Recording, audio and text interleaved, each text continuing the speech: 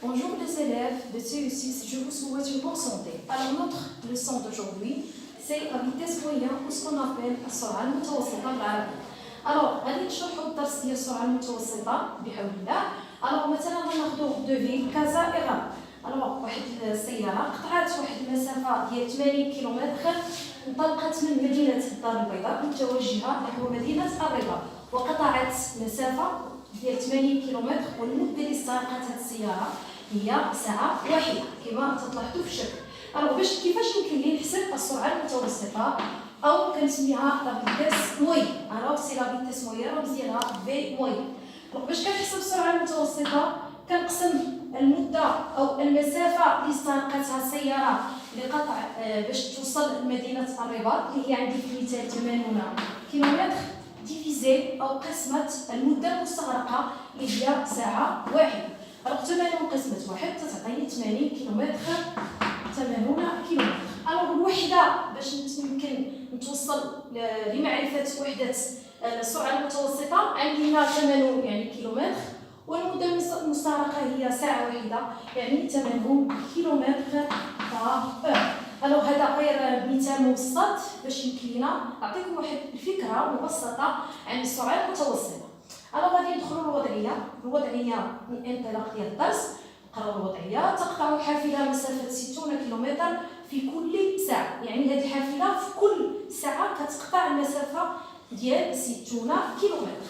alors السؤال الأول انقل الجدول وأتمم ملء.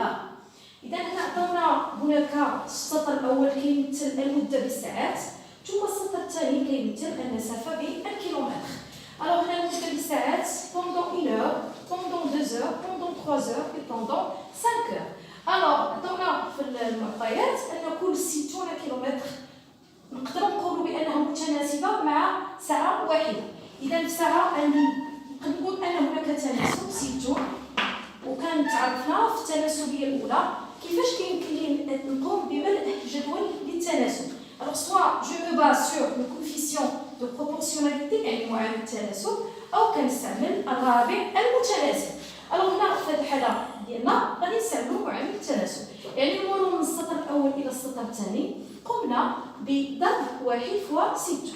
alors on a multiplié par 60. alors 1 fois 60 égale à 60, 2 fois 60 c'est 120, 3 fois 60 c'est 180, 5 fois 60 c'est 300.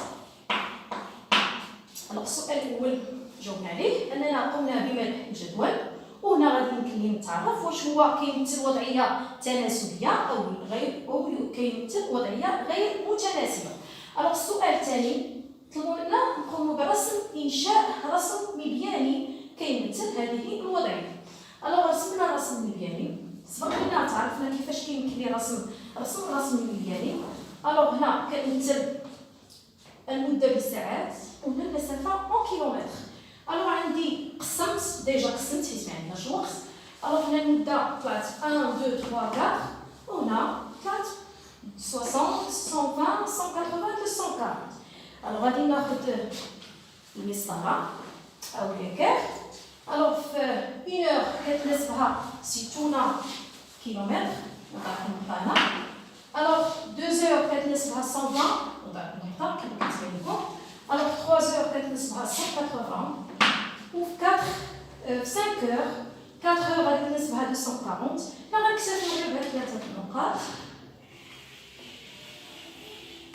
وهنا حصلنا على أن الرسم المبياني عطانا هو عبارة عن مستقيم يمر من الأصل c'est-à-dire c'est une droite qui passe par l'origine. c'est clair. alors هما علاش عطاونا أو طلبوا منا نرسموا هذا الرسم المبياني للتوصل أن هناك تناسبية بين المسافة والمدة المستغرقة. يعني نعاود نأكد أن قمنا برسم الرسم المبياني للتأكد أو للتوصل أن هناك تناسبية أو لا une proportionnalité entre une durée et entre la distance qui parcourt. مثلا هنا عندنا في l'exemple entre كازا إيغال. يعني هذه التناسبية كتمثل بحال في الجدول هناك معامل التناسب 60 اللي كيمثل لنا سكون ابل لا فيتيس موين. يعني التناسبية ما بين المدة والمسافة كيعطينا ما يسمى بالسرعة المتوسطة اللي هذا هو الدرس ديالنا ديال اليوم. الوغ غادي نحاول نمسح هنا.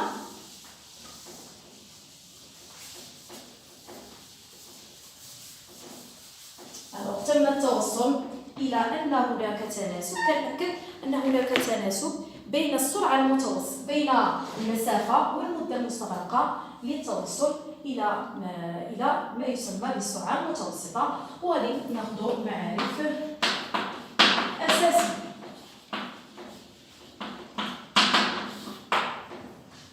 لحساب السرعة المتوسطة V moyen égal المسافة المقطوعة خارج المدة المستغرقة. هنا توصلنا لها بأن لا فيتاس مويان تساوي أو السرعة المتوسطة فهي خارج قسمة المسافة المقطوعة على المدة المستغرقة. à partir من هذه الريلاسيون كيمكن لي نوجد المسافة المقطوعة تساوي فيتاس مويان والمدة المستغرقة. كيمكن لي نوجد المدة المستغرقة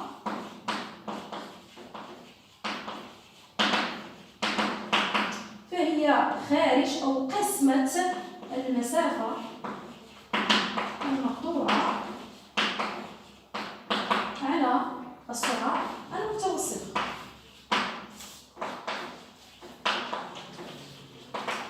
Ce sont des règles اللي خاصني ناخذهم، يعني خاصني باركور.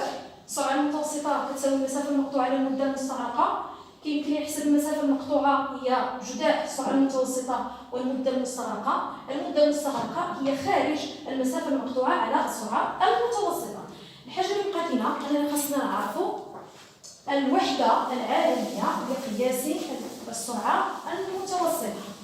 إذا السرعة الوحدة العالمية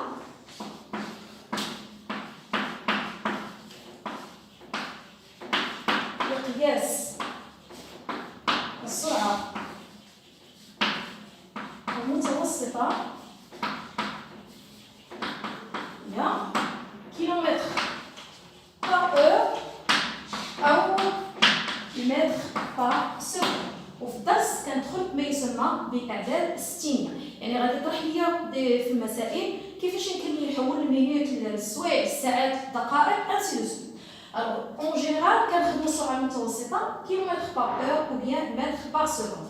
Alors, mes élèves كنتو قرابين ليا بخي كنديرو دي زابليكاسيون سور لي زاردواز، ولكن بويسكو نتوما بعدين on va faire واحد ليكزامبل. غادي نمشيو للتمرين 3 exercice 3 page 120. Alors غادي نحاول نقرا ليكزارسيس. تسير شاحنة بسرعة 70 كيلومتر في الساعة، يعني أن 70 كل 70 كيلومتر استغرقت المدة ديال ساعة واحدة. ما هي المسافة التي ستقطعها هذه الشاحنة لمدة 3 ساعات؟ alors نطلبوا منا نحسبوا المسافة وعطونا السرعة المتوسطة وعطاو لنا المدة بالساعات. alors أنا غنحاول نخدم هذا ليكزارسيس ودائما يعني باش تيسهل لي نخدم المسائل ديال السرعة المتوسطة. أي مسألة كيف ما بغا يكون النوع ديالها كنحولها إلى جدول للتناسب. alors je trace le tableau. توصلنا في الاكتيفيتي أن هناك تناسب بين المدة والمسافة. alors toujours المسافة تكون en kilomètres ou bien en mètres، ولكن la plupart du temps كنخدمو en kilomètres. والمدة كنشوفو واش غنخدم بالساعات ولا بالدقائق. نشوفو نرجعو للبروبليم، يعني تمرين 3. تسير شاحنة بسرعة 70 كيلومتر في الساعة. alors غنبداو نخدمو بالساعات. alors vitesse moyenne égale 70 km par heure يعني في كل ساعة هاد الشاحنة استغرقت أو قطعت مسافة مقطوعة، قطعت واحد المسافة ديال 70 كيلومتر. الوغ السؤال، ما هي المسافة المقطوعة؟ يعني خصني نحسب المسافة خلال 3 ساعات.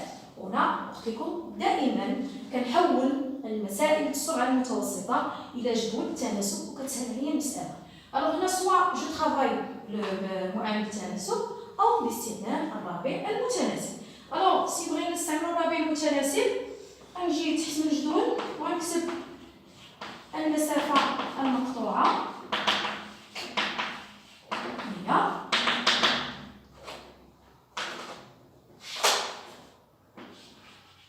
وسبق لينا استعملنا الرابع المتناسب.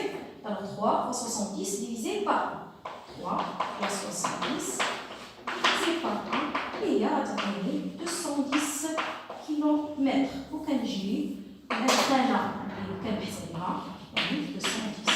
يعني كنعاود نأكد أن أي مسألة كنحولو الجدول للتناسب وكنشوف واش غنخدم أون متر أو بيان أون سكوند. وفي لا بلوبار دو طون كنخدمو كيلومتر باغ.